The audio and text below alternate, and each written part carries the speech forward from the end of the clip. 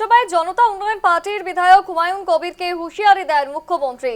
আমি দুর্বল মুখ্যমন্ত্রী নই, প্ররোচনামূলক মন্তব্য করলে আর রেয়াত করা হবে না, স্পষ্ট জানিয়ে দিলেন শুভেন্দু অধিকারী। বিধানসভায় দাঁড়িয়ে মুখ্যমন্ত্রীর এহেন ঘোষণা রাতেই গ্রেফতার হয়েছিল 3 হুমায়ুন কবির ঘনিষ্ঠ।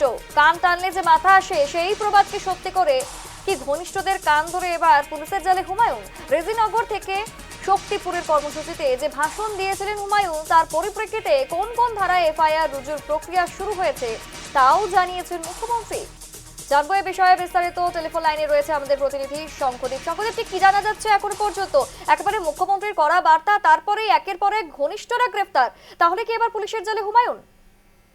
তাই দেখো, মুখ্যমন্ত্রী কিন্তু গতকালই বিধানসভাতে দাঁড়িয়ে হুঁশিয়ারি দিয়েছিলেন হুমায়ুন কবিরের যে বক্তব্য, যেই বক্তব্য কিন্তু রাজনৈতিক মহলে শোরগোল ফেলেছিল, যেখানে তিনি একেবারে নাম করে মুখ্যমন্ত্রীকে বিজেপি কর্মী নেতাদের একেবারে হুঁশিয়ারি দিয়েছিলেন একটা কুশব্দ প্রয়োগ করে।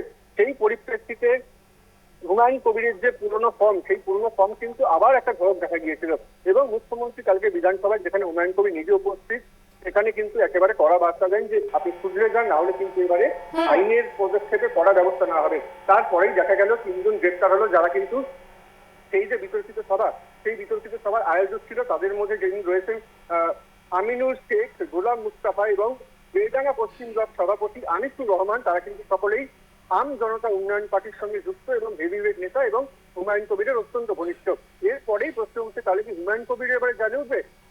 সেই সময় কিন্তু হুমায়ুন কবিরকে, তার বিরুদ্ধে যে 2টো পৃথক থানায় অভিযোগ দায়ের হয়েছিল, সেই অভিযোগের ভিত্তিতে আজকে তার বাড়ি গিয়ে পুলিশ নোটিশ দিয়ে এলো থানায় হাজিরা দেওয়ার জন্য। পেশা। ধন্যবাদ তোমাকে শঙ্খদীপ।